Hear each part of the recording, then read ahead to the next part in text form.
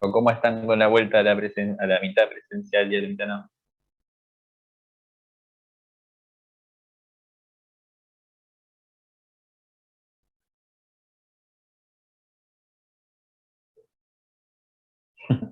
¿Por qué? ¿Qué pasó? Usen el micrófono si quieren. Y es difícil volver.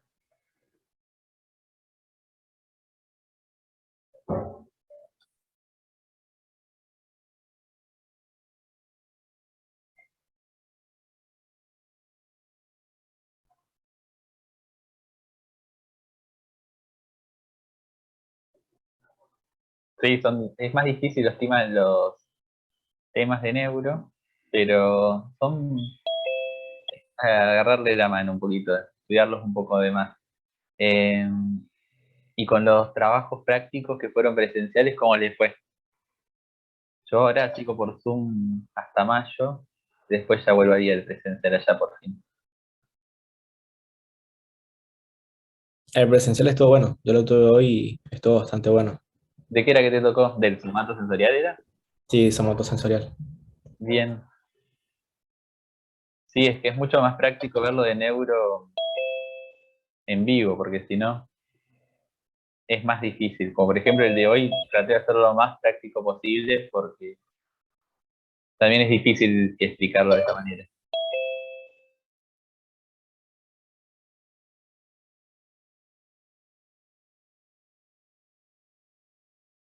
¿Y empezaron patología y eso? ¿O no están con histonato?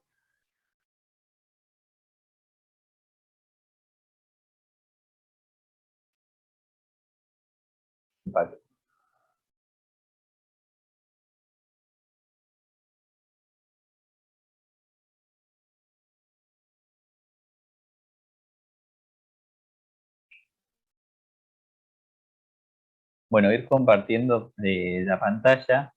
Planteé el trabajo práctico, no sé si habían estado conmigo en la clase de estados y bajas, lo planteé en modo con pizarra, así es un poco más práctico, por lo menos ir viendo eso. A ver si puedo.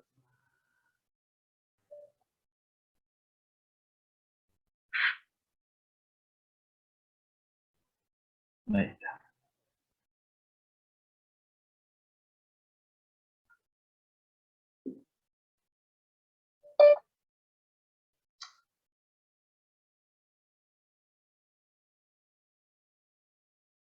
Bueno, va a quedar mi imagen ahí. Estoy tratando de sacarla, pero no puedo. Ahí estamos bien, sigue agregándose gente.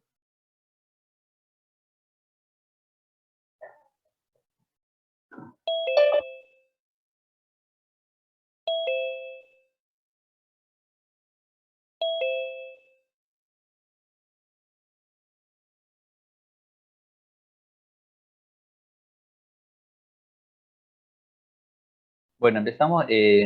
Vamos empezando así. Respetamos también los que llegaron puntuales. Me van a ver, tengo la computadora al lado y para escribir acá al lado, así que no me van a ver viendo la cámara ni nada, pero bueno, tengo los auriculares, me preguntan y la idea es que sea parte como ir, no sé, tratar de hacer lo que sea un vaivén, que puedan preguntarme, pararme en cualquier momento y que también puedan ir respondiendo las dudas o las consultas que tenemos entre todos, ¿sí?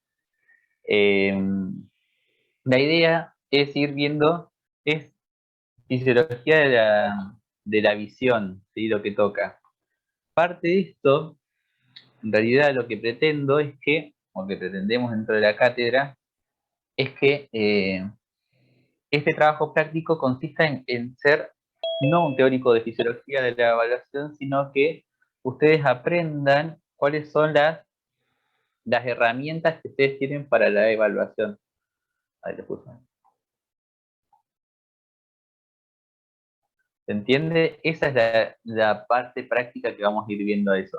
Pero para que nosotros podamos, uy, sigue entrando gente, ahí ya los ingresé.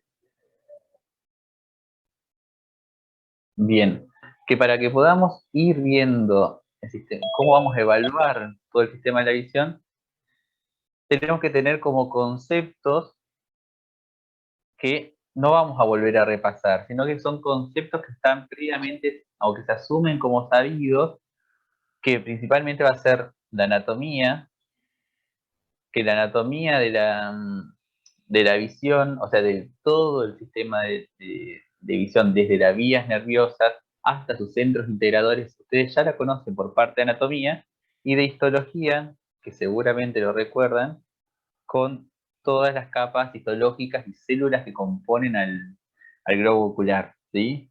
Junto con la vía que se pasa. Entonces, estos conceptos lo vamos a dar como que son ya presabidos, o que ustedes ya tuvieron esa evaluación y aplicación teórica con respecto a esto, mientras vamos a seguir viendo cómo hacer esto.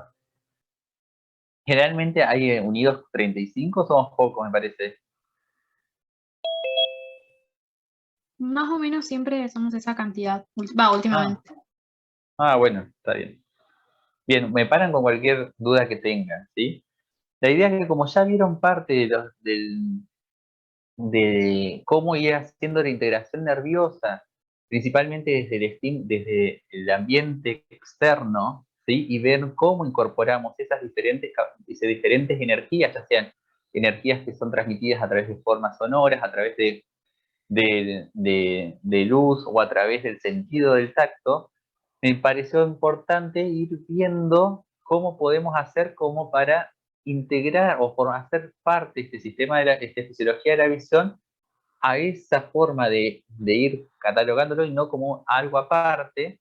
Y también lo que podemos ir haciendo es viendo en qué sector uno puede llegar a hacer la evaluación y qué conclusiones puede tomar acerca de esa evaluación.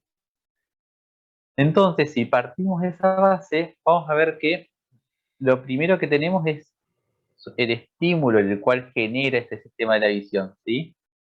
Ese estímulo, ¿cuál va a ser el que va a estimular o que va a ser el principio de todo este sistema, de esta fisiología de la visión? La luz. Es principalmente la luz, ¿sí? O la energía lumínica, ¿sí? Avísenme si no se ve o si escribo medio rápido o medio mal, porque puede llegar a pasar que ese estímulo, si ustedes me interesan que lo vayan tratando de ir procesando de manera algo similar a lo que vieron en somatosensorial, y creo que va a ser algo como más fácil de poder ir haciéndolo, ¿sí? Ese estímulo,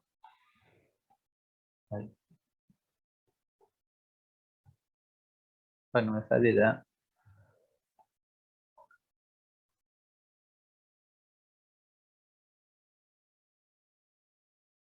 a ver que me fue el lapicito justo.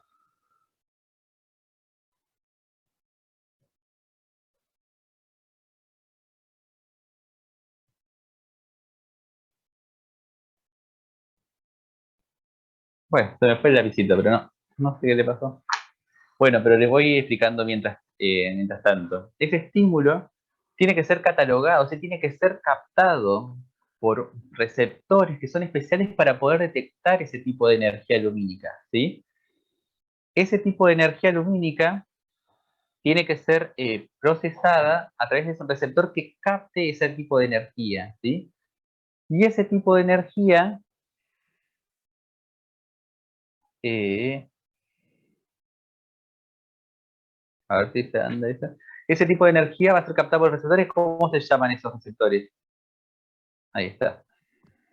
¿Los fotorreceptores? Bien, entonces los receptores, en este caso van a ser los fotorreceptores, van pudiendo hacer algo similar a lo que vieron en somatosensorial. Sí, Vamos sí. a ir viendo cada una cosa. Esos fotorreceptores, ¿qué hacen? ¿Qué hace el receptor en este modo? O sea, ¿qué es lo que hace? ¿Cuál es su función? Traducir ese estímulo en energía eléctrica.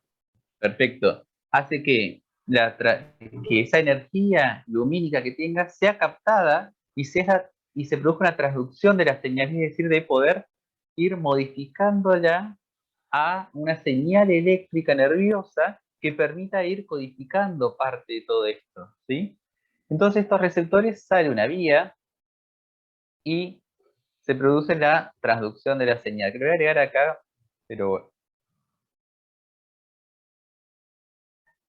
Y esto hace que se integre dentro de integración, dentro de centros de relevación, de relevo de información o de integración de la información, en la cual no solamente va a construir esa vía visual, sino que van a construir otras vías.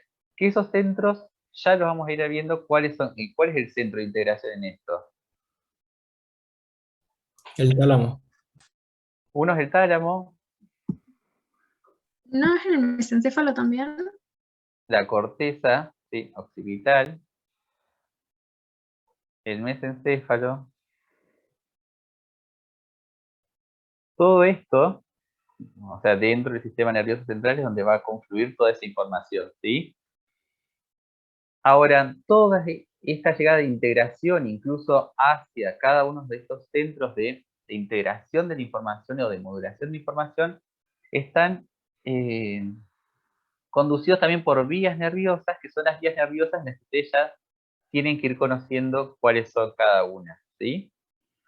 Así, entonces, este es como vamos a ir viendo.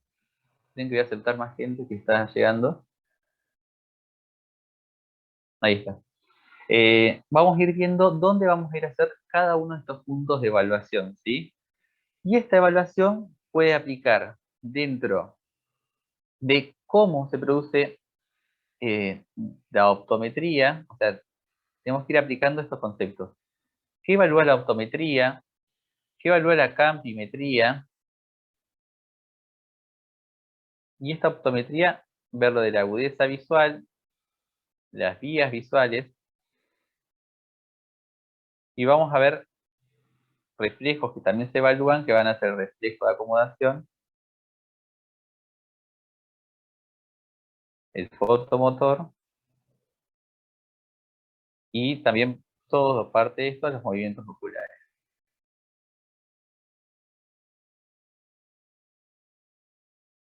Entonces, parte de todo esto, acá lo que vamos a ir agregando a esta parte, que van a ser entonces los test de Giara, como para ir, igual de todas maneras se preocupen que voy a ir viendo uno por uno, pero que me interesa que vean a qué parte vamos a ir evaluando de todo este sistema, ¿se entiende?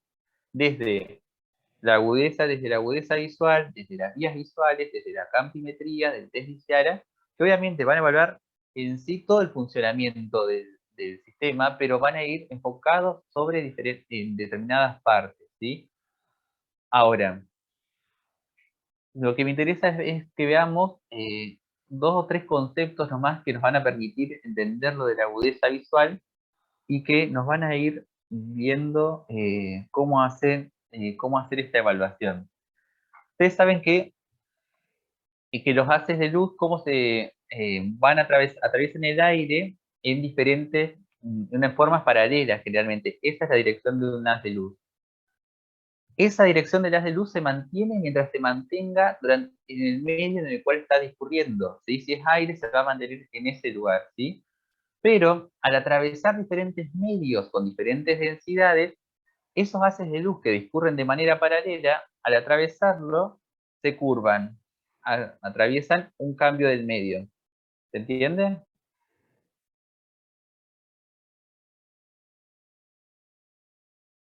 ¿Siguen ahí más o menos la idea?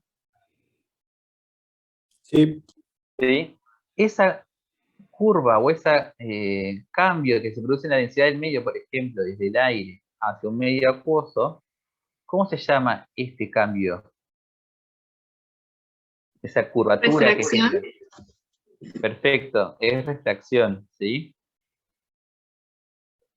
Esa es la refracción de la luz que se produce cuando los haces de luces atraviesan diferentes medios. Esa refracción, ¿de qué medios estaríamos hablando acá si nos estamos aplicando del sistema de la visión?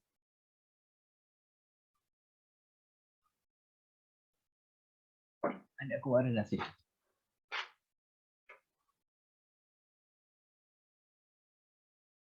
¿De cuáles serían esos medios? que producen esa refracción. Los de la cámara del ojo, ¿no serían, profe? Perfecto, son los de la cámara del ojo. Ustedes vean que mientras más ese grado de refracción va a depender de diferentes cosas, del grado de la densidad que tenga el medio, ¿sí? Y de otro lo que tiene son el ángulo en el cual impactan los haces de luz contra ese cambio de medio, ¿sí? Ahí se me fue. Ese es el grado de refracción que va a tener. Esta refracción lo va a dar los componentes del ojo, ¿sí? Que en este caso va a ser, ¿cuáles se imaginan que son los dos principales? El humor vítreo y el humor acuoso. No del todo. ¿Por dónde ingresa la luz a la cámara? El cristalino. Va a ingresar, va a atravesar primero, la curvatura principal que se va a llevar es la córnea, va a llevar el 2/3 de esa refracción, el cual esto no es modificable, ¿sí? Y el otro grado de refracción va a tener que ver con la lente o cristalino, ¿sí? Ese, si bien ocupa 1/3 dentro del grado de refracción que pueda hacer, eso lo que va a generar es que ese lente puede modificar ese ángulo, ¿sí? Y eso es lo importante que, o por lo menos vayan a ir recordando, es que eso puede ir modificándose, ¿sí?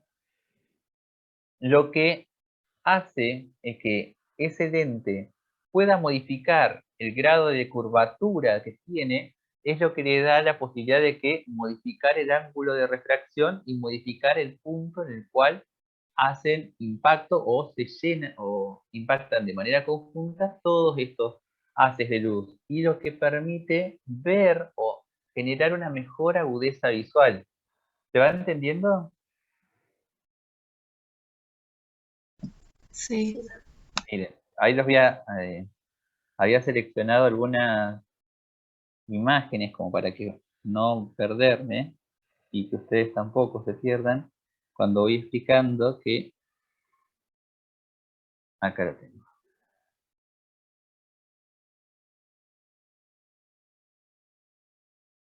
¿Ven ahí? Ahí le hago un poquito más de zoom. Vamos a esta parte. Tenemos una luz que va a través, que son haces de luces que van paralelo y que al momento de tener contacto con con una lente cóncava, es decir, una lente con un medio, con una densidad diferente, al ser cóncavo hay un grado de refracción que hace que los rayos de luces los haces de luces que iban discurriendo paralelos diverjan y se dispersen posteriormente a que atraviesan esa cámara, ¿sí? Mientras que una lente convexa, que es como la del ojo, hace que los haces de luces paralelos que posteriormente la atraviesan convergen y convergen en un punto, que se llama en este caso el punto focal. ¿Se entiende? Sí, sí. ¿Sí? Sí, profe. Este punto de esta lente, en la cual esa lente pueda modificar el grado de curvatura que tiene, es lo que le hace importante en este caso como para poder ir modificando o para poder ir viendo lo de la agudeza visual, ¿sí? Ahora, esa lente, que en realidad la que estamos hablando es el cristalino, hace que la modificación de ese ángulo modifique ese punto focal a través de la modificación de su curvatura. ¿Y ustedes saben cómo se llama eso?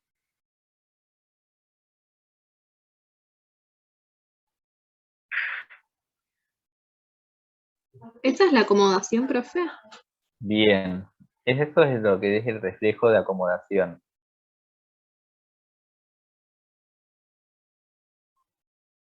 ¿Y qué dice el reflejo de acomodación? ¿Cómo es?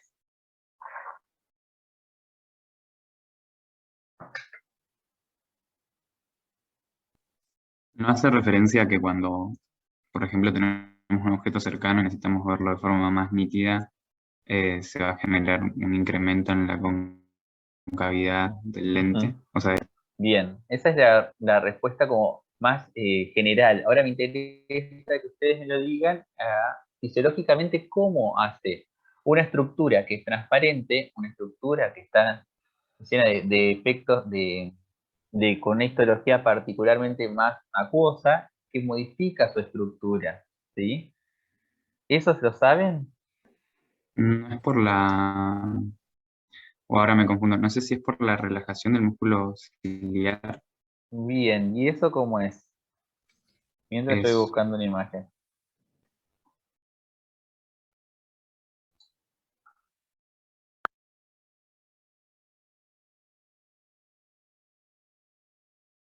Lo escucho, ¿eh?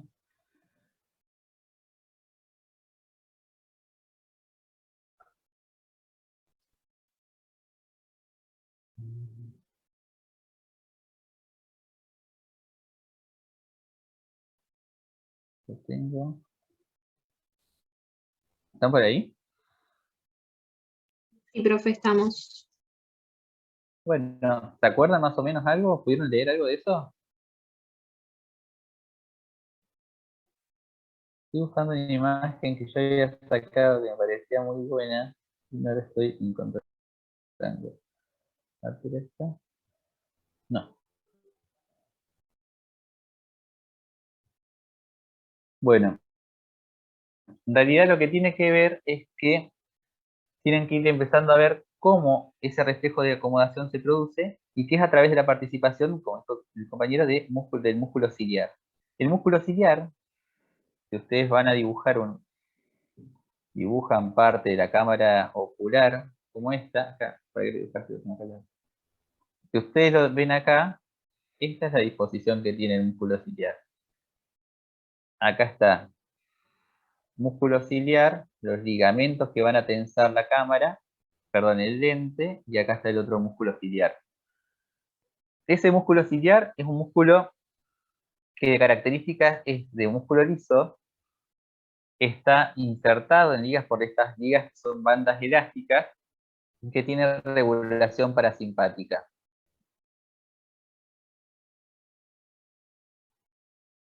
Lo que me interesa que ustedes piensen con respecto a eso es que tienen la capacidad y ustedes tienen que conocer cuáles son las vías por las cuales se modifica esa capacidad de acomodación del cristalino. Todo esto, en realidad, lo hago para que ustedes puedan entender el concepto de agudeza visual. ¿Qué encontraron de definiciones de agudeza visual?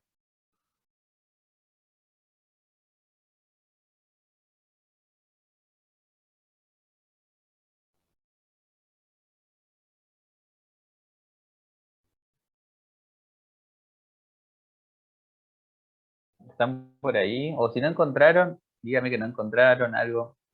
Yo encontré que era la capacidad de discriminar entre dos puntos en el espacio.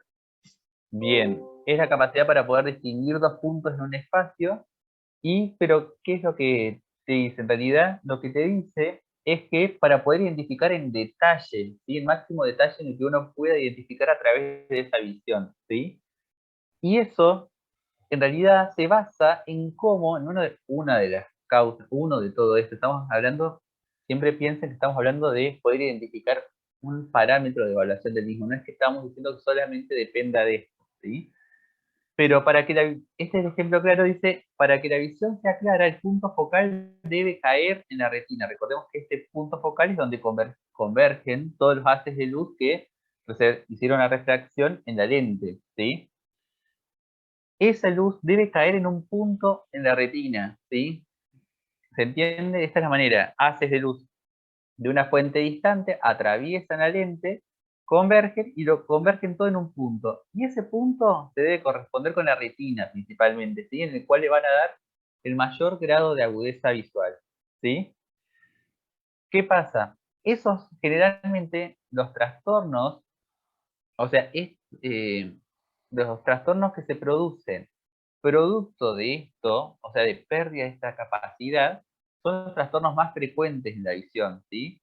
¿Y eso qué trastorno ustedes conocen? Si alguno o alguna usa lentes, seguramente conoce cuál es su Miopía, trastorno que tiene, ¿sí? astigmatismo. Miopía, sí. Astigmatismo, Hipermetropía también. Bien. Hipermetropía y presbicia, dice acá. Ay, cosa larga. Bien. Estoy poniendo, no quería ponerle presbicia, quería ponerle el nombre verdadero, pero ahora lo voy a buscar, lo tenía anotado, porque siempre le digo presbicia, pero me parece que es un nombre bastante común y quería ponerlo de manera académica. Ahora le voy a buscar. De todas maneras, mientras vamos hablando de esta miopía, el astigmatismo y la hipermetropía, ¿qué características tienen?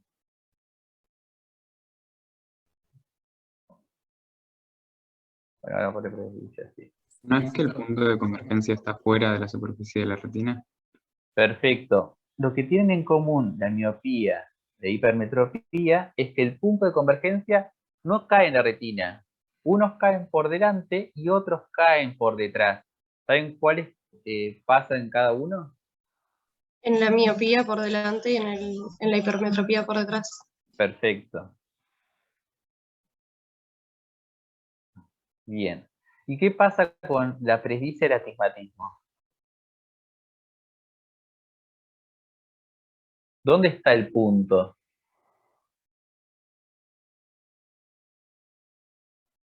En la retina, pero hay como un error en cómo se refleja la luz. O sea, capaz el haz de luz que viene de arriba se va para abajo o algo así.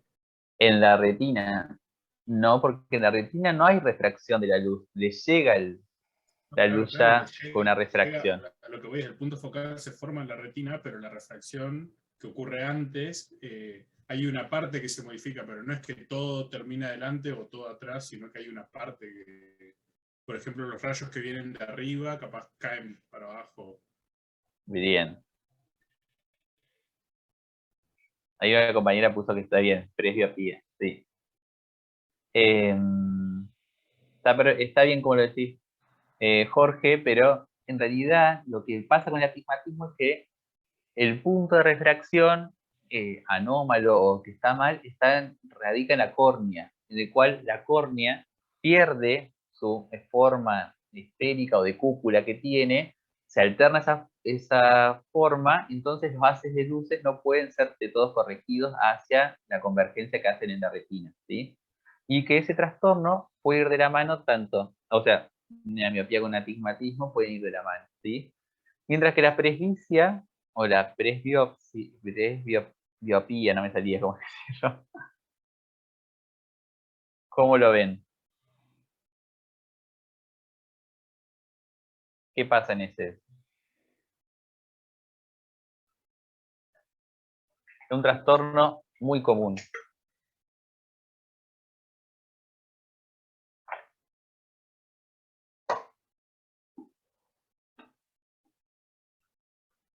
Se disminuye la capacidad de acomodación, ¿sí? ¿Y eso es por qué se da? ¿O en qué personas se da?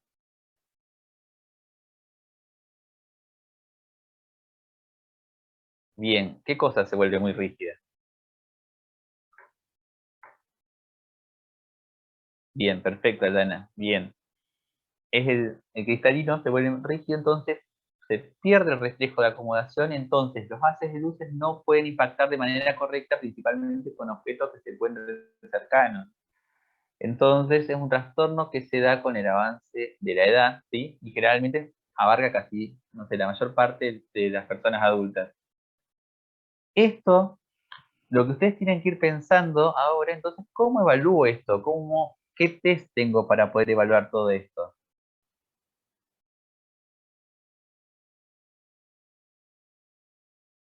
¿Qué test? Mientras yo lo voy buscando.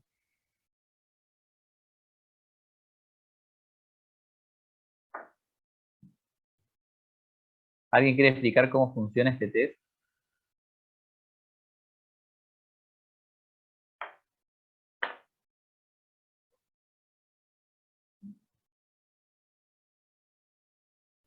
Uno tiene que ir leyendo las letras de la más grande a la más chiquita y eso, o sea, según en la línea que queda, viene a representar como a la distancia máxima a la que puede ver.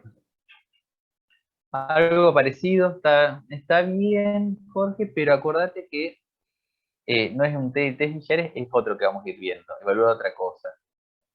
Esto lo que evalúa, estos son prototipos, ¿sí? Lo que se trata de hacer de la evaluación es como lo dice parte de la guía, que en la guía lo explica bastante bien cómo se hace la evaluación de visión de lejos, ¿sí? Lo que se hace, si ustedes van a lo que dice parte de la guía, dice que se requiere, bueno, obviamente, el voluntario y un operador, una habitación oscura o que no tenga grandes interferencias, y tiene programado como ustedes piensan que están evaluando test. Entonces, para que los test sean reproducibles o que tengan una validez, tienen que ser reproducibles. Es decir, quiere decir que se tienen que realizar siempre de la misma forma para decir que ese test puede detectar determinada eh, condición que yo estoy buscando, ¿sí? Si yo hago ese test y lo pongo según categorías en las cuales yo quiero, o pongo ese cartel mucho más cerca o mucho más lejos, obviamente no estoy analizando la agudeza visual, sino que estoy cambiando el criterio del test. Por eso tienen que aprender, ir viendo cómo se realiza cada una de esas actividades. Lo que tiene es que hace de 5, se coloca de 2,5 a 5 metros de distancia con un operador el que va a ser evaluado, y ese que va a ser evaluado es el que va a colocarse una mano en el ojo y con el otro va a ir evaluando cada una de estas letras, que a medida que va descendiendo en el grado el tamaño de la letra, vamos a ir evaluando la agudeza visual. Si yo mi última línea que leo bien es, por ejemplo, es esta H, estaba señalando en otro lado, es esta H, eso va a generar que mi agudeza visual se corresponda a un grado de 5/10 con el ojo derecho, por ejemplo, ¿sí? Es decir, que mi agudeza visual no es óptima del todo, por lo menos con el ojo derecho. Mientras que con el ojo izquierdo detecto solamente esta última D. Pero siempre planteando que el método tiene que ser reproducible según esas personas que estudiaron para poder hacer este test de esta manera. ¿Se entiende más o menos lo que quiero explicar? Sí, profe. Y acá lo que estoy evaluando, principalmente, si bien evalúo toda la vía de la visión, porque yo para poder identificar que esto es una H, tengo que tener conocimiento acerca de que eso es una H, lo tengo que interpretar de esa imagen, que las vías nerviosas están funcionando bien, pero a mí lo que me interesa es saber cómo impacta esos haces de luces de ese reflejo en mi retina, ¿se entiende? Eso es lo que más trato de evaluar con eso, ¿sí? Y por eso los trastornos de esta agudeza visual son los que se corrigen con lentes según el trastorno que sea, ¿sí? Para tratar de generar de que esos haces de luz converjan de manera correcta en la retina. ¿Se entiende? Sí. Bien. Ahora, es para que ustedes vayan viendo en qué punto ustedes están evaluando en la fisiología de la visión. Ahora, hay otros optotipos como este, que ¿qué características presentan? Estaban dentro de la guía también. Por ejemplo, por ejemplo, ese.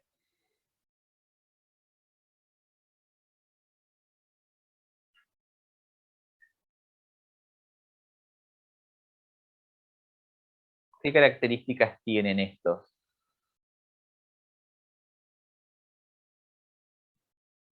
¿Por qué yo tengo estos tres diferentes? Puede ser porque se usan en diferentes pacientes. Como por ejemplo, No sé, el de figuritas en niños. Se me ocurre. perfecto, puede ser en niños o niñas, sí, que tengan, en el cual uno no puede, todavía no saben el alfabeto y tengan que identificar diferentes formas, o puede ser en personas adultas en las cuales tampoco son alfabetas y que puedan o sea, se puede evaluar correctamente esto, ¿sí? Y lo mismo que con las E, lo que hacemos con las E es preguntar la dirección a cuál apuntan cada una de las, de las piernas de la E, como para tener solamente 4 respuestas y que esas puedan ser la forma en que uno pueda llegar a evaluar eh, la agudeza visual. ¿Se entiende?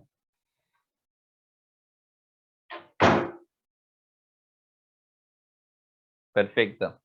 ¿Cómo vamos? ¿Así va bien o prefieren que vaya más rápido? Y si voy más rápido y hacemos la guía mucho más rápido, quizás si esto le torna, pero me pareció como más práctico de poder ir a hacerlo de manera virtual, ¿no? No, así está re bueno, profe. Sí, está muy bueno. ¿Van bien? Bueno. Si no me paran, porque yo, si no me dicen, no tengo problema. Vamos viendo. Ahora, y volvemos nuevamente a nuestro primer punto, que el primer punto es vimos la optometría, los receptores, y ahora vamos a ver que parte del siguiente punto de la guía es la evaluación de esto, de cómo se transforma esa energía lumínica a través de los fotorreceptores, en el cual lo que me interesa ir viendo es cómo se produce la fototransducción.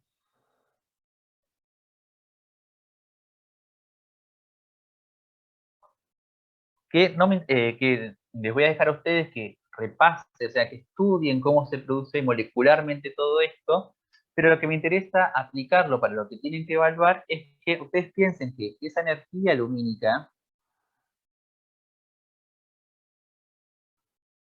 se encuentra todo dentro de un espectro un espectro de luz electromagnético.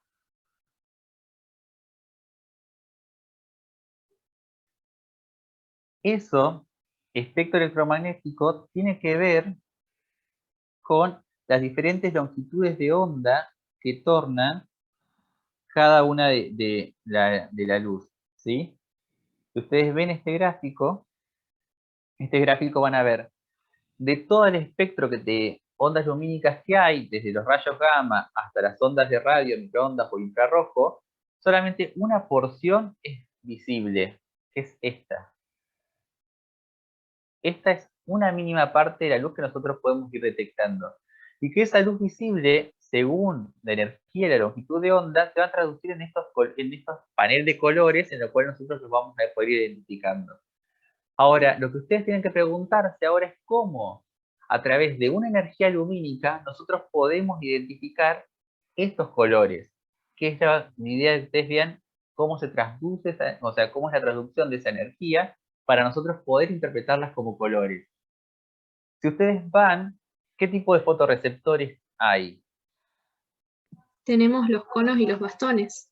Bien, conos y bastones. ¿Se acuerdan en qué proporción están y en dónde están? Hay Los más conos, bastones que conos. Uy, perdón. ¿Cómo? no, justo nos atravesamos. Pero yo he dicho que los conos son más abundantes y se encuentran más en lo que es el centro y los bastones se encuentran más en lo que es la periferia, Bien, si no ¿y me cómo te equivoco. acordás más o menos la proporción entre cada uno? No, la proporción no, Bien, profe. más o menos hay de 20 a 1, que son más bastones, conos. ¿Se entiende? O estoy escribiendo medio mal, pero se entiende. Eh, Esa es la proporción que hay. Y como vos dijiste, la distribución dentro de la retina también respeta una distribución. Pero me gustaría que le cambies el nombre a cómo se llama el lugar donde se concentran los conos. Que no es, que tiene que ver algo con el centro, pero en realidad no termina de ser el nombre específico este. Bien, fobia. Perfecto. Ese es el lugar donde se concentran los conos. Ahora, lo que tenemos que ir viendo es que cómo se llaman las moléculas que están dentro de esas células que que son las que captan ese estímulo luminoso. En los fotopigmentos, dice profe. Perfecto, ¿sí? Son los fotopigmentos las moléculas que lo van a cargar.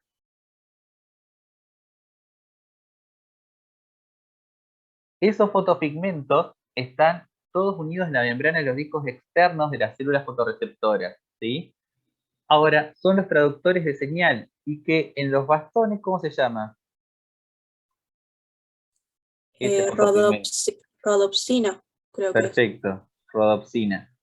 El mecanismo por la cual esa rhodopsina detecta la luz, es lo que ustedes tienen también que ir a estudiar y ir viendo cómo es esa forma de traducción de esa señal. Ahora, mientras tanto, los conos presentan 3 pigmentos, que no importa ahora los nombres, pero que todos están en relación a la conformación que tiene esa rhodopsina, ¿sí? Ahora, y los pigmentos, dice, de los conos son estimulados, o sea, son estimulados en diferente grado por las diferentes ondas, las longitudes de onda, perdón. A ver, lo voy a escribir así queda. Los pigmentos de los conos son estimulados por diferentes ondas de... no, diferentes ondas no, diferentes longitudes de onda.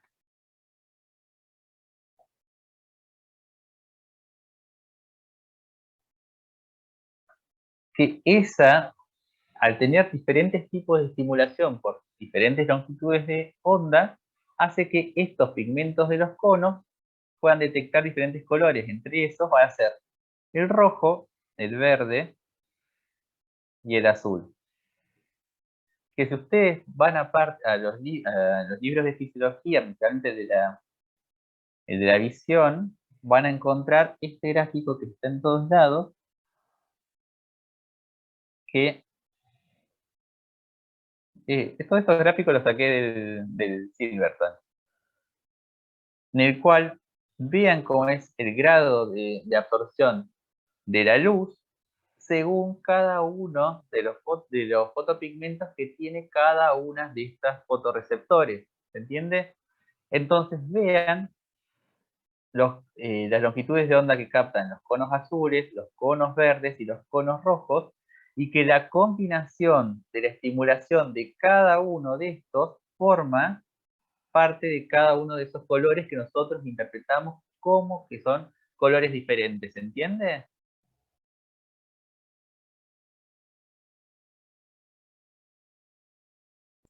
Sí, sí.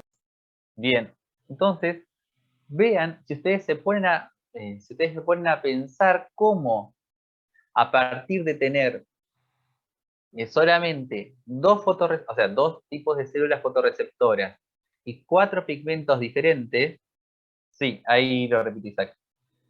Lo de cómo identificamos los colores es, Sí, ¿sí? Si vos pensáis, Isaac, que, mirá, ahí justo lo iba como a redondear un poco la idea, capaz que ahí sale. Vos pensás que tenés 2 fotorreceptores, los conos y los bastones, y que cada célula, una de estas células posee los conos 3 tipos de pigmentos y los bastones tienen un tipo de pigmento que es la rodopsina.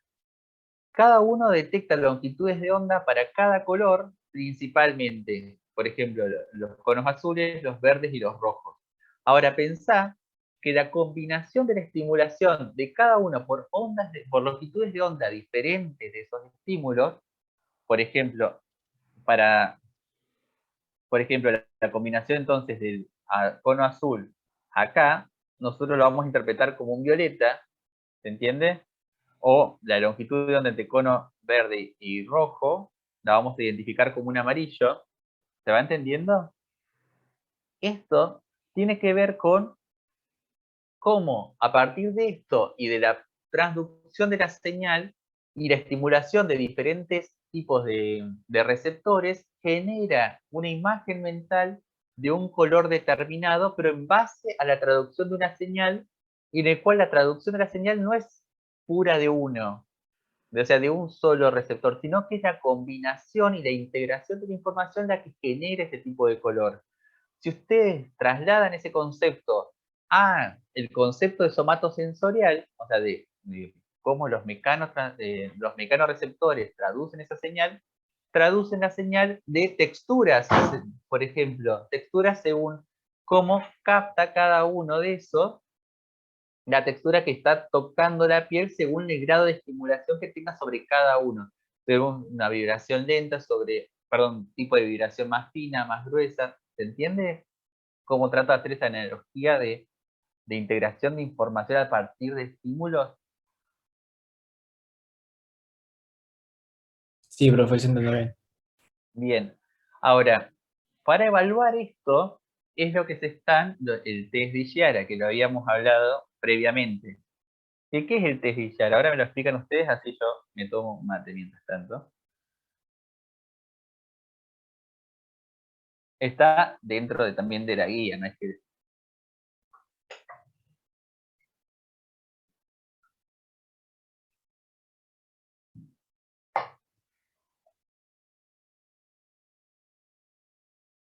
Vamos, alguien que aunque sea, tenga la guía al lado y pueda decirme cómo hacen para leer el test de Giara.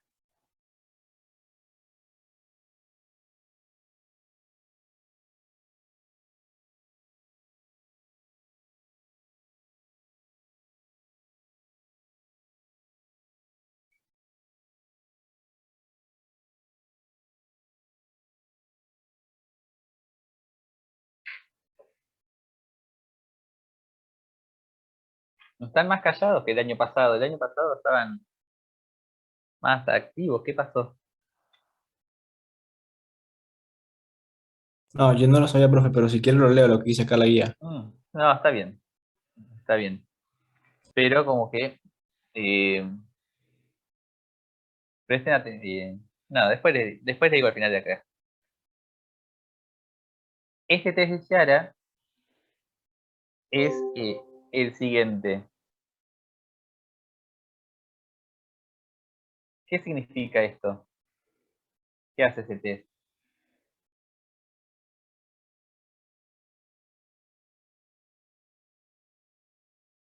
No Busca es como que evalúa, No,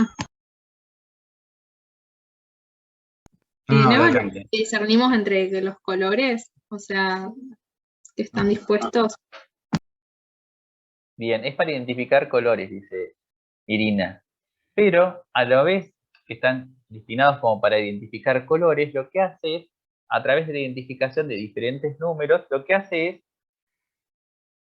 generar, eh, generar patrones de longitudes, de haces de luz con longitudes de ondas diferentes, como para poder ver si la estimulación de este sistema, de este sistema fisiológico, lo podemos nosotros evaluar a través de esto. ¿Se entiende? Y lo hace a través de este test. Que el test lo que hace es poner números entre disposiciones de colores diferentes para poder ver si uno puede identificarlo o no, ya que la condición para poder identificarlo, obviamente, es saber los números, y después la otra condición es poder identificar o tener esos receptores o esa interpretación de la información a través de esos receptores correcta, ¿sí? Entonces está pactado. Como dice la guía dice que, por ejemplo, dice, la explicación, dice, el test puede simplificarse al examen de solo 3 láminas. Una número 1, que están los números 14, 15, 16, 17, y uno de 18, 19, 20, 21. Por ejemplo, la explicación de las láminas. La número 1 es leída como 12, que yo agregué y puse una 12 que se ve en naranja, tanto por las personas con visión normal como para aquellos que padecen cualquier clase de deficiencia cromática, ¿sí? O sea que es normal ver ese 12. Pero la 14 y la 17 dice con visión normal se lee como 5, la número 14, se lee la 7, que es la número 15, y se lee yo había puesto otro número, el 73 como la número 17. La mayoría de los casos de deficiencias visuales cromáticas no pueden leerlo o los leen mal, ¿sí? Entonces, este es un modo para poder evaluar las deficiencias cromáticas que tengan estas personas, ¿sí? ¿Se entiende? ¿Qué estoy evaluando con esto? Sí, ¿Sí? Entonces dice, ¿por qué se puede generar una deficiencia cromática?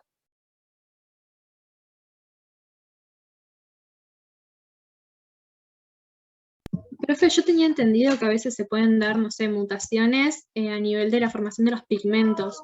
Entonces, Perfecto. si hay deficiencia de algún u otro pigmento, va a existir, digamos, algún tipo de daltonismo. Bueno, que por ahí como detalle predomina sobre todo en hombres, pero Ujú. eso es lo que tengo entendido. muy bien, sí.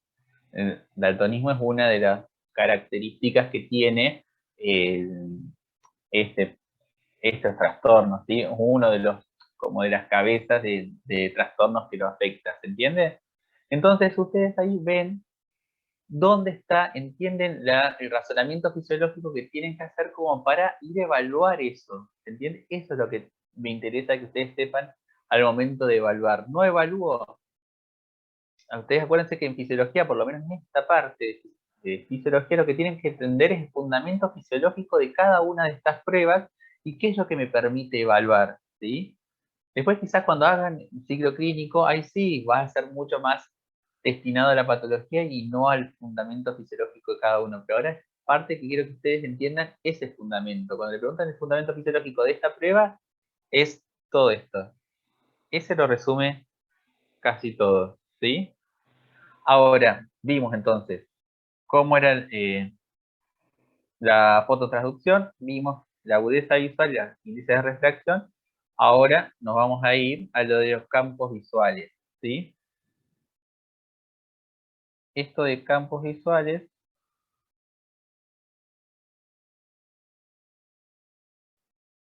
dice cada célula ganglionar, si ustedes vimos como concepto ya sabíamos que íbamos a ver la disposición de las células dentro de la retina, la disposición de las 10 famosas capas de la retina. Ahora, uno de los campos visuales, lo que va a intervenir principalmente son las células ganglionares. Entonces, esperen que ahí tengo gente para emitir. Dice que las células ganglionares son las que reciben información de un área en particular de la retina. Células ganglionares. Eso se llama entonces como campo receptivo de la visión.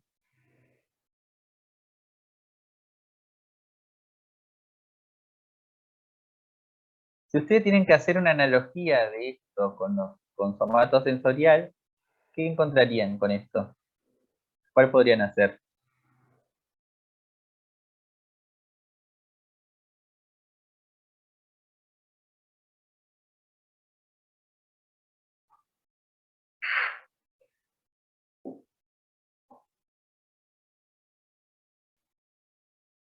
¿Mm?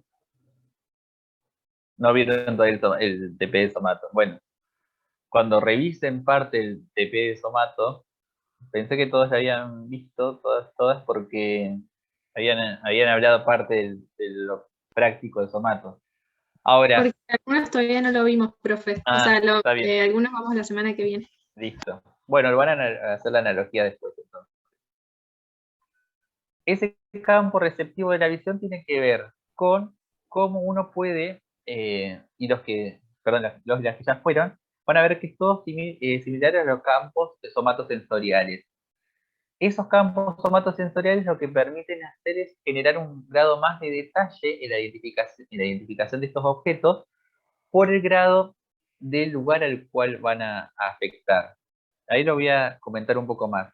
Ustedes vieron que dentro de todo el campo de la retina, los que están ubicados en el centro o en la fobia, son campos receptivos cada vez más chicos, ¿sí? Ustedes piensan que los campos receptivos más chicos tienen una mayor cantidad de detalle porque llevan vías de información sobre grados diferentes en los cuales van a seguir un grado de disposición paralela y que van a ir a procesarse de manera diferente. En cambio, si es un campo receptivo, es a partir del cual uno va a ir viendo, va a recibir información de muchos lados, pero la traducción de esa señal va a ir destinada a una sola vía. ¿Se entiende? Mientras más chico es el campo receptivo, más información voy a tener porque va a discurrir por vías paralelas. Mientras que más grande, una sola vía en final. ¿Sí? Ahora, voy a poner una imagen que es de los campos visuales, que es la siguiente. Ahí se va.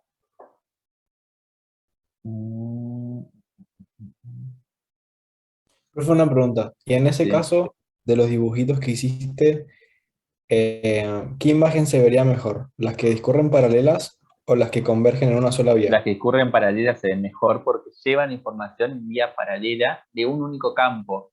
En cambio, las que convergen pueden convergen acá y te va a mezclar esa información a una sola, ¿sí? En cambio, las que van solas llevan esa única información con ese detalle. ¿Se entiende? Y esa es la analogía con lo de somatosensorial en cuanto a la discriminación de dos puntos, por ejemplo. Sí. Ah, Esa es la analogía, sí, exacto. Miren, este es el campo visual que vamos a tener, en el cual vamos a ver cómo se ve cada uno de esos campos dentro de la configuración de la visión.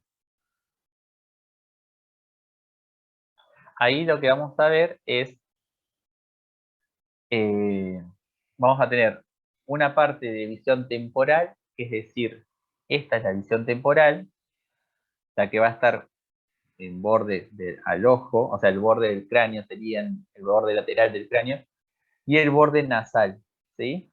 Y vean que la confluencia de esta información va a tener un campo visual derecho, un campo visual izquierdo, pero van a tener una zona binocular donde los campos visuales se van a superponer y van a dar el mayor enfoque de todos, ¿sí?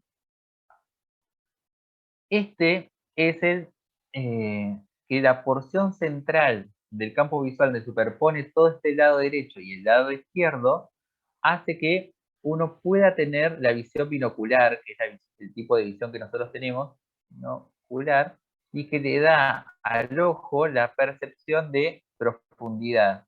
¿Se entiende? Ahora, para poder evaluar nosotros el campo visual, hay dos formas diferentes de poder hacerlo. Una de las formas de poder evaluar ese campo visual es una evaluación que es bastante subjetiva porque depende de ese operador, en el cual, de a ver si no me acuerdo si lo explicaba del todo la guía, en el cual, sí, el que dice campimetría, ¿lo ven? Que se hace evaluación del campo visual por confrontación, en el cual yo me pongo enfrente de la persona que yo estoy evaluando y lo que asumo es que mi campo visual es normal. Primero tengo que presumir que mi campo visual es normal. Y lo segundo, lo que hago es tratar de movilizar el dedo o un objeto mirando fijamente al observador, o sea, perdón, a la persona que estoy evaluando, y ese dedo o el objeto comenzar a acercarse hacia el campo, y en el cual, si yo asumo que mi campo de evaluador es normal, voy a pretender de que la persona que estoy evaluando lo pueda identificar en el mismo momento que uno. ¿Se entiende?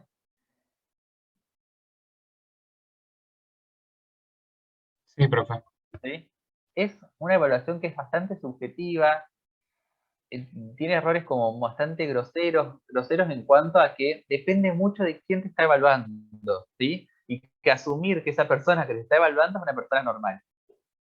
O sea, con un campo visual normal y que generalmente eso es lo que tiene de grandes errores, ¿sí? ¿Se entiende? Una pregunta con respecto a esa prueba. ¿Puede ser que se Sí. use más que nada también para el tema de los músculos de los ojos y para evaluar, o sea, si un ojo no, o esa Vos, es otra? vos es otra, porque pensá que en esta prueba yo estoy mirando fijamente a la persona que yo estoy evaluando y lo único que yo tiene que avisar es cuándo siente que ese objeto va a aparecer en el campo. No implica movimiento ocular. La otra prueba Ah, es la que uno le coloca la lapicera o el dedo, lo que sea, enfrente y va movilizando por todo el campo y observando los movimientos oculares. Esa es la está otra bien, prueba. me la confundí. Gracias. Entonces evaluás diferentes cosas. Y después, otro de los puntos de evaluación es la evaluación de toda esta vía en la cual tienen que aprender estas decusaciones que hace toda la vía visual. ¿Se entiende? Desde, esperen que voy a borrar todo lo que vi ahí. Desde la vía temporal, que es esta, y ustedes si alcanzan a ver el detalle que tiene el gráfico, vean que la vía temporal en el quiasma óptico no decusa. ¿Se entiende? ¿Lo ven? Sí, profe. Y mientras que la parte nasal es la que va decusa.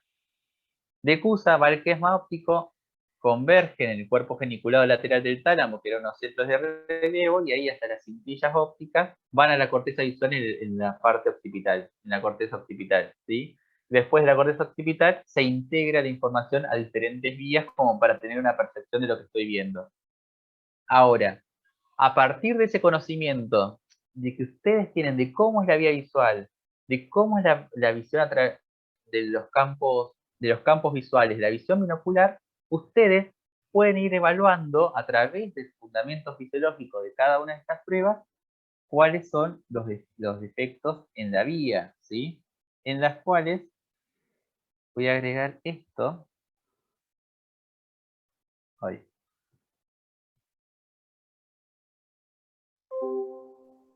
En las cuales quiero que presten atención principalmente a esto y no vean la respuesta. Estamos parados acá.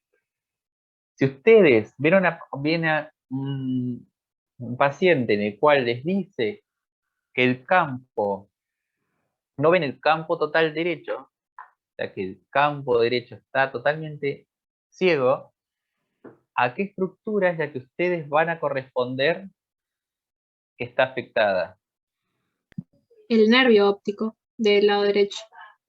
Perfecto, el nervio óptico. O sea que si yo hago esto, lo voy a ver hasta acá, ese es el lado en el cual está afectado, ¿sí? De todas maneras, estamos hablando de un trastorno de conducción nerviosa, ¿sí? Puede tener un desprendimiento de retina y no ve nada por respecto de eso, pero sospechamos que si uno analiza vías nerviosas es con respecto a eso, ¿sí? Es para hacer un ejemplo de práctico nomás. Ahora, si ustedes ven este punto 2, ¿qué encuentran? Que va a estar a nivel del quiasma. Nivel del quiasma y por qué tiene esa disposición. Eso no sería lo que se llama visión en túnel, cuando tiene una afección en el quiasma que pierden digamos, la visión lateral sería. Perfecto, la visión lateral. Y eso se da por el grado de cómo se difusan las fibras a este nivel, ¿sí? El 3 Sería a nivel del tracto. perfecto, del tracto de las cintillas ópticas, ¿sí? Perdón, del tracto. Y después el 4 es a nivel entonces de ¿qué? De las cintillas. De las cintillas ópticas. ¿Se entiende el fundamento de entender cuáles son los patrones de visión según ustedes el conocimiento que tienen de cómo discurre esa vía? Esa vía, acá tienen la resolución. ¿Se va entendiendo? ¿Sí? Sí, profe. Entonces, a partir de ahí ustedes ya tienen conocimiento entonces de poder ver campo visual, fototransducción, vieron también ahora de los índices de refracción y ahora lo que nos queda es la evaluación de la oftalmoscopía, que es una visión, que es un punto en el cual, ay, se me escapó una imagen de por detrás. ¿Cómo es esa oftalmoscopía? A ver si tengo una imagen que te había buscado.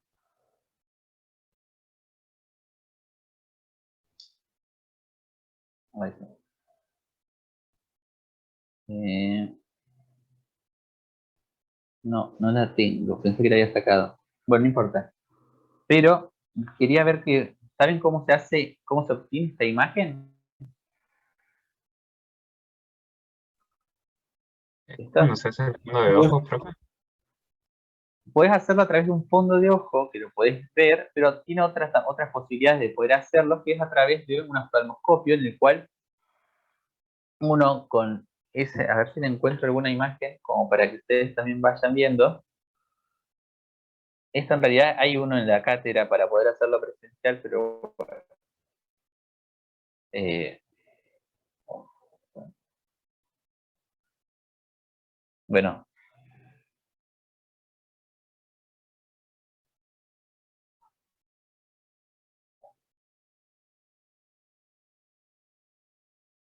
miren, ahí me están viendo la pantalla de la computadora, este es el oftalmoscopio, y el examen es de esa manera. es de esta manera. Uno va con un haz de luz acercándose progresivamente de costado al ojo de la paciente en este caso, y lo que trata de observar es la imagen que yo le mostré anteriormente. ¿Se entiende? Sí, profe. Bien. Esperen que vuelvo a mi otra pantalla.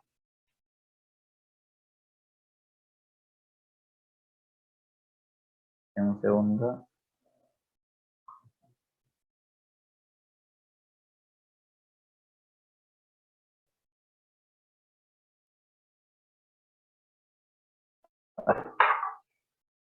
Y lo que trata de ver es esto. Y acá lo que vamos a ver es la mácula y la fobia, y acá vamos a ver la papila del nervio óptico.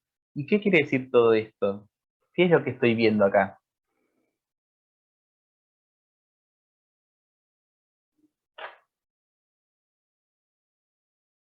Está bien, estoy viendo el fondo de ojo, pero ¿qué estructuras estoy viendo en esto? ¿Qué es la mácula? ¿Qué es la fobia? Son los puntos de ingreso de la estructura nerviosa y vascular. Ah, perdón, la mácula y la fobia serían como que el punto de mayor nitidez Ujú, que posee el ojo. eh, bien, y hacia lateral tendríamos como que el pedículo ocular. perfecto. ¿Y qué pasa ahí por el pedículo ocular? El Bien, nervio óptico, claro, y los vasos. perfecto. ¿Y por qué la fobia se ve con esta disposición?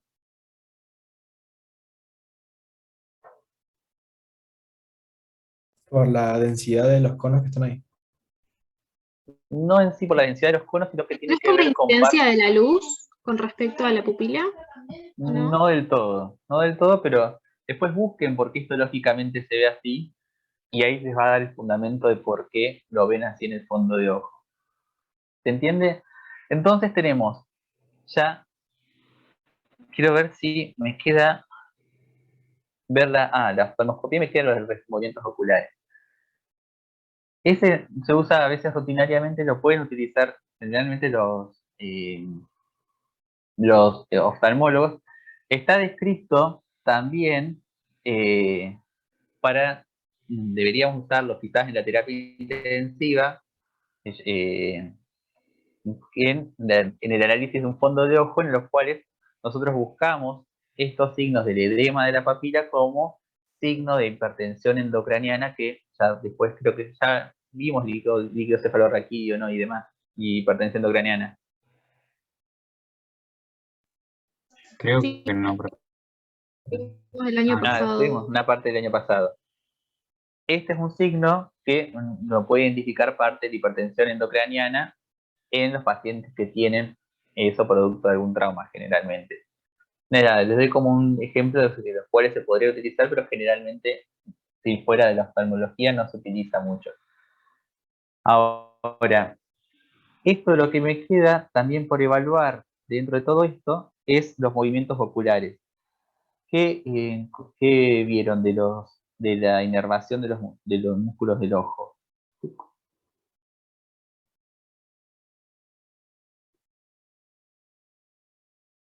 ¿Cómo se inerva cada uno de estos? Esto ya lo vieron en anatomía. Sí, la mayoría van a estar ¿Cómo? inervados por el oculomotor, excepto el lateral que va a estar inervado por el abducens, creo, y Ujú. el oblicuo superior, que no me acuerdo justo el nervio que le. Por el Por el, cuarto, por el por el troclear. cuarto, el traclear, sí. Bien. Y tienen que aprender también que otras estructuras que están inervadas por parte del motor ocular común, que en este caso es el músculo elevador del párpado. ¿Sí? Yo les dejo acá. Igual esto es un resumen de la inervación que le dijeron a ustedes, que la dijeron bien, pero que quiero que aprendan a evaluar cada uno de estos. ¿Sí? Lo que les dejé en parte de esto, igual esto lo pueden sacar de cualquier libro de semiología, es cómo hace cada uno el movimiento del ojo y la forma que ustedes tienen de evaluarlo, ¿sí? Piensen en los componentes que tiene cada uno de esos pares craneales en cuanto a la inervación sensitiva, autonómica y motora, y el punto en el cual ustedes van a generar la evaluación, ¿sí? Y la evaluación de los movimientos oculares tienen que ver, en un punto, primero a identificar cuál va a ser el el ojo que está produciendo esto, el párpado, las pacientes que tienen tosis palpebral o caída del párpado tienen que también evaluar sus músculos oculares, y después lo otro es el movimiento que se hace con la maniobra que ustedes ya conocen, que es el seguimiento de un objeto del dedo a través de diferentes puntos del campo, tratando de reproducir cada uno de estos movimientos. Y ustedes saben que el movimiento cual no va a estar generado, no se genera por X etiología, es el que va a afectar el movimiento ese. ¿Sí? ¿Se entiende más o menos? No quiero profundizar en esto de movimientos oculares porque después van a ir a profundizar mucho más en semiología, pero quiero que entiendan a qué va apuntado del cuanto a la evaluación. ¿Entiende? Profe, entonces no le tendremos que dar bola a los movimientos esos sacádicos y No, todo eso para hacer, ¿no? no quiero decir eso porque es la primera pregunta que surge. Pero sí tienen que saber cómo evaluar esos movimientos del ojo humano, que entiendan el fundamento de cada uno. Si yo te pregunto, si uno entiende que el motor ocular común tiene inervaciones en diferentes tipos, en parte de los músculos de los rectos, inervación parasimpática, voy a entender, o en el elevador del párpado, voy a entender que la evaluación que yo le haga a una persona que tiene afección de ese par va a estar afectado y en qué lo afecta.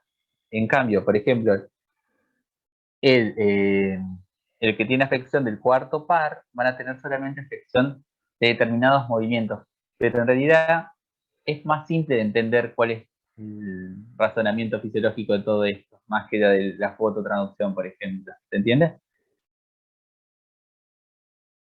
Sí, profe. Bueno, y después lo otro que me queda con respecto a la evaluación del ojo es el reflejo fotomotor y de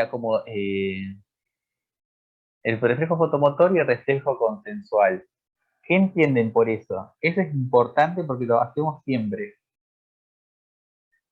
A ver, ¿qué entienden? ¿Qué encontraron por ese?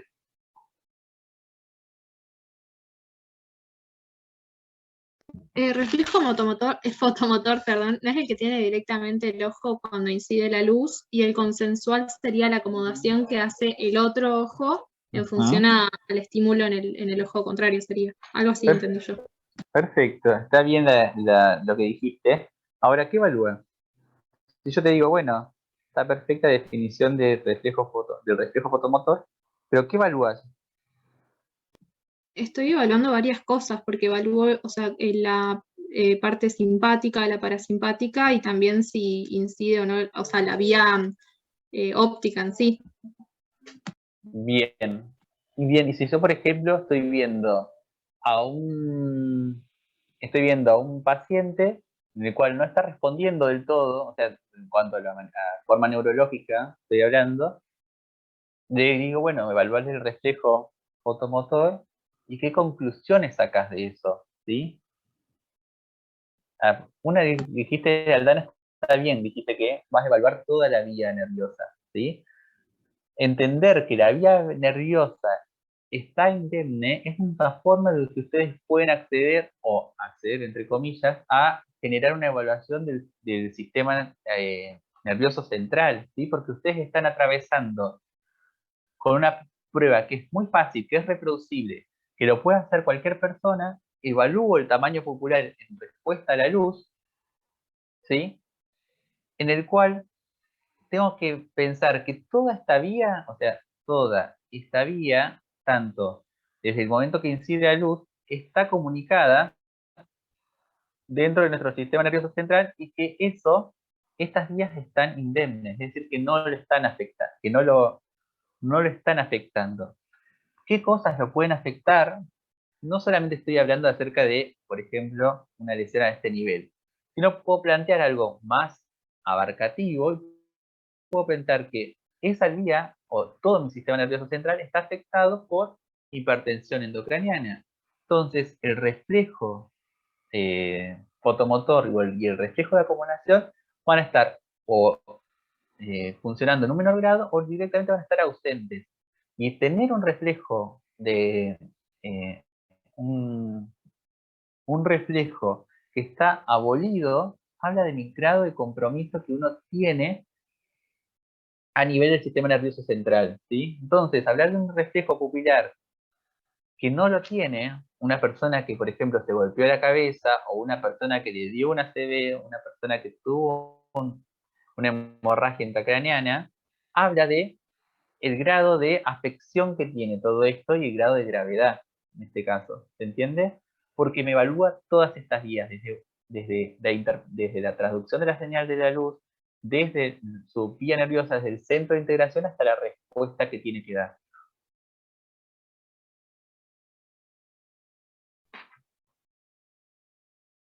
Perfecto, es así, es uno de los tantos criterios para poder diagnosticar la muerte encefálica, que ese reflejo no esté presente.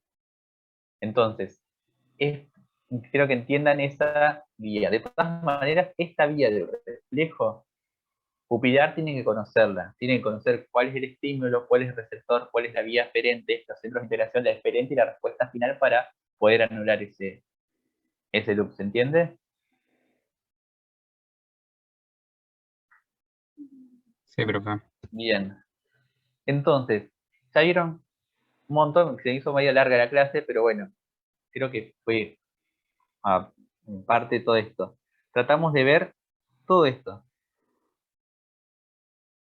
Y lo que me gustaría que ustedes traten de ir haciendo es ver en qué punto, yo lo puse así como medio, traté de hacerlo medio rápido, pero que pongan en qué punto de toda esta guía o de fisiología de la relación ustedes están evaluando esto, ¿sí? Y esto también lo pueden aplicar hacia a la otra parte del sistema nervioso, por ejemplo, la somatosensorial o hagan la evaluación motora, acerca de qué información me está dando cada una de las pruebas de evaluación y cuál es el fundamento fisiológico a partir del cual yo entiendo cuál es si esta parte es normal o es anormal y a punto de partida de qué, porque es lo que le van a dar a ustedes herramientas diagnósticas para poder hacerlo. ¿Sí?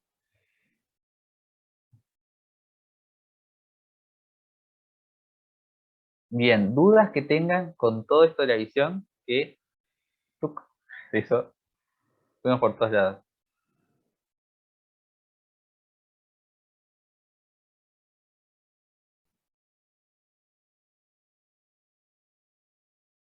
Y el tema de auditivo es un tema que, como me excedí, se los voy a dejar a ustedes, solamente quiero decir 2 o 3 palabras nomás.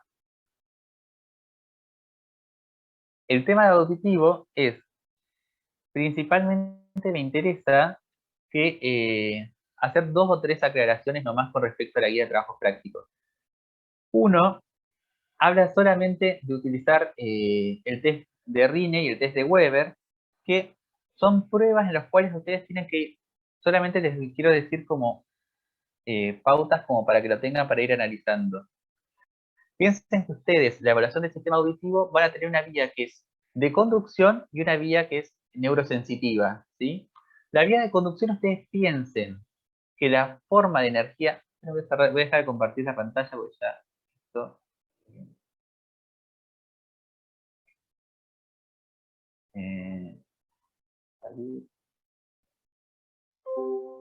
ahora sí, ya estoy.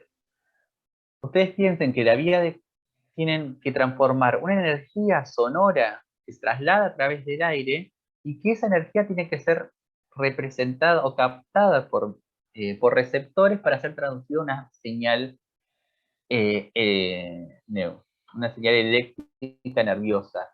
Entonces, tienen que pensar en eso, cómo hay una parte de una vía de conducción de esa señal auditiva a cómo es la transformación nerviosa. Y lo que van a hacer estos dos test a través del diapasón es tratar de generar disquisición entre cuál es la vía que conduce, ahora, cuando hay afección de esa conducción, principalmente con afecciones del oído medio, y cuando hay una afección en la interpretación de esa señal, en la percepción de esa señal. No quiero decir percepción porque quiero dice otro concepto, sino como a la estimulación a partir del punto sensorial, ¿sí? Eso es lo que a ustedes le va a marcar la pauta para poder ir y discriminar cada uno de esos puntos, ¿sí? de más está decir que esos test a través del diapasón son test que son viejos, o sea, no se siguen utilizando quizás en algún punto de la evaluación general de algún paciente, pero hay ahora nuevos métodos tecnológicos que ya están más disponibles hasta en el sistema público también de salud, que como la audiometría, en la cual hace una evaluación mucho más certera de todo esto, ¿sí? Pero quiero que esto lo vean ustedes, de todas maneras, como ya es medio tarde, me puedan escribir también por Pedro y yo les ayudo con la interpretación de esos dos test. Pero el punto de partida a todo esto es tratar de entender cómo hago la transducción de esa señal y cómo se conduce esa energía a través de todo el sistema auditivo. ¿Se entiende?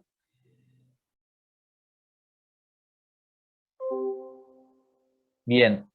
Eh, ¿Les pareció muy largo? Porque creo que me fui un poco por las ramas, pero es medio raro hacerlo virtual todo el sistema auditivo, visual.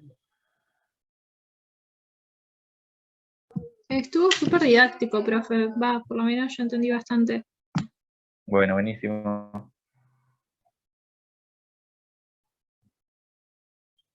Bueno, y la próxima también traigan más dudas, porque si no, así ustedes pueden sacarse también más dudas durante el trabajo práctico. Profe, una consulta. ¿Mm? ¿El jueves qué veríamos? El jueves hay un trabajo práctico de adicciones, me parece, si no me confundo. Integración de la función nerviosa y análisis de casos. Ah, ok. Parece que sí. Ahora me chequeo nuevamente el cronograma, pero me parece que sí es un análisis de caso, me parece. Bueno, cualquier duda me escriben por la Pedco, ¿sí? Ya, profe, gracias. Bueno, listo, nos vemos.